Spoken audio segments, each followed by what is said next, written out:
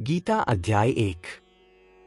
धृतराष्ट्र ने कहा, हे संजय, पवित्र भूमि कुरुक्षेत्र में इकट्ठा मेरे और पांडु के पुत्रों ने युद्ध के लिए क्या किया।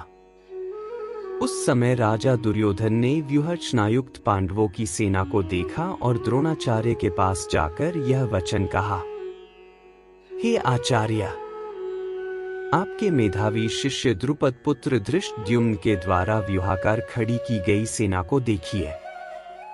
इस सेना में बड़े बड़े धनुष वाले तथा युद्ध में भीम और अर्जुन के समान शूरवीर सात्यकी और विराट तथा महारथी राजा द्रुपद, धृष्टकेतु और चेकितान तथा बलवान काशीराज, पुरुजित, कुंतीभोज और मनुष्यों में श्रेष्ठ शैब्य, पराक्रमी युधामन्यु तथा बलवान उत्तमौजा, सुभद्रा पुत्र अभिमन्यु एवं द्रौपदी के पांचों पुत्र, ये सभी महारथी हैं। हे ब्राह्मण श्रेष्ठ, अपने पक्ष में भी जो प्रधान हैं, उनको आप समझ लीजिए। आपकी जानकारी के लिए मेरी सेना के जो सेनापति हैं, उनको बतलाता हूं। आप द्रोणाचार्य और पितामह भीष्म तथा कर्ण और संग्राम विजय कृपाचार्य तथा वैसे ही अश्वत्थामा, विकर्ण और सोमदत्त का पुत्र भूरिश्रवा, और भी मेरे लिए जीवन की आशा त्याग देने वाले बहुत से शूरवीर अनेक प्रकार के शस्त्रास्त्रों से सुसज्जित और सबके सब युद्ध में चतुर हैं। भीष्म पितामह द्वारा रक्षित हमारी वह सेना सब प्रकार से अजेय है और भीम द्वारा रक्षित इन लोगों की यह सेना जीतने में सुगम है। इसलिए सब मोर्चों पर अपनी अपनी जगह स्थित रहते हुए आप लोग सभी निसंदेह भीष्म पितामह की ही सब ओर से रक्षा करें। उस दुर्योधन के हृदय में हर्ष उत्पन्न करते हुए कौरवों में वृद्ध प्रभावशाली पितामह भीष्म ने सिंह के समान गरजकर जोर से शंख बजाया। इसके पश्चात शंख और नगारे तथा ढोल, मृदंग और नरसिंघे आदि बाजे एक साथ ही बज उठे। उनका वह शब्द बड़ा भयंकर हुआ। इसके बाद सफेद घोड़ों से युक्त उत्तम रथ में बैठे हुए श्री कृष्ण और अर्जुन ने भी अलौकिक दिव्य शंख बजाए। श्री कृष्ण ने पांचजन्य नामक, अर्जुन ने देवदत्त नामक और भयानक कर्म करने वाले भीमसेन ने पौंड्र नामक महाशंख बजाया। कुंती पुत्र राजा युधिष्ठिर ने अनंत विजय नामक और नकुल तथा सहदेव ने सुघोष और मणिपुष्पक नामक शंख बजाए। श्रेष्ठ धनुष वाले काशीराज और महारथी शिखंडी एवं धृष्टद्युम्न तथा राजा विराट और अजेय सात्यकी राजा द्रुपद एवं द्रौपदी के पांचों पुत्र और बड़ी भुजा वाले सुभद्रा पुत्र अभिमन्यु, इन सभी ने, हे राजन, सब ओर से अलग अलग शंख बजाए। और उस भयानक ध्वनि ने आकाश और पृथ्वी को भी गुंजाते हुए धृतराष्ट्र के अर्थात आपके, धृतराष्ट्र के पक्ष वालों के हृदय विदीर्ण कर दिए।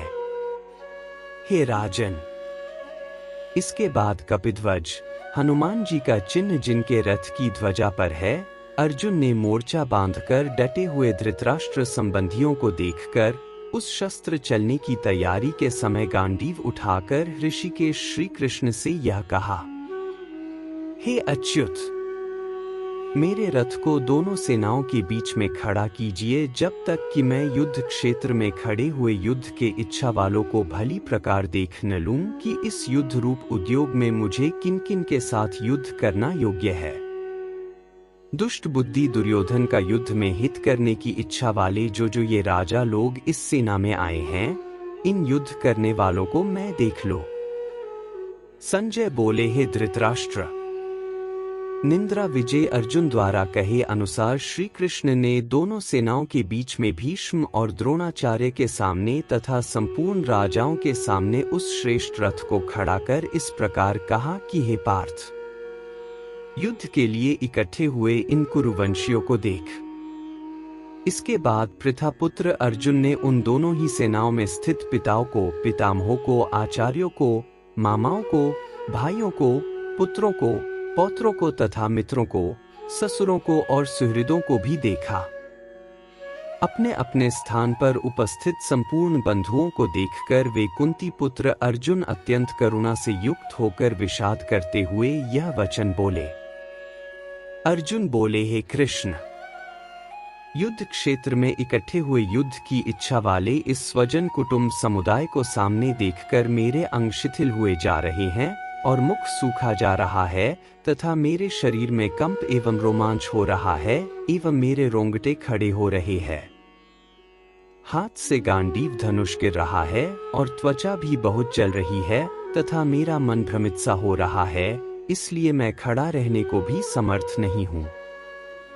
हे केशव, मैं लक्षणों शकुनों को भी विपरीत ही देख रहा हूं तथा युद्ध में स्वजन समुदाय को मारकर श्रेय भी नहीं देख रहा हूं। हे कृष्ण, मैं न तो विजय चाहता हूं और न राज्य और न ही सुखों को चाहता हूं।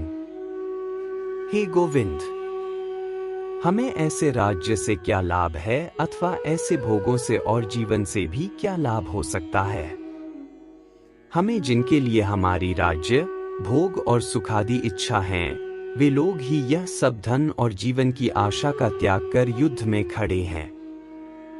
आचार्य, पिता, पुत्र और उसी प्रकार पितामह, मामा, श्वशुर, पौत्र, साले तथा अन्य भी संबंधी लोग हैं जिनके प्रहार करने पर भी मैं इनको नहीं मारना चाहता।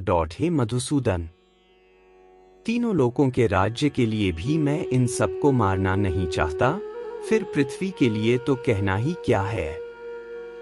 हे जनार्दन, धृतराष्ट्र संबंधियों को मारने से हमें क्या प्रसन्नता होगी।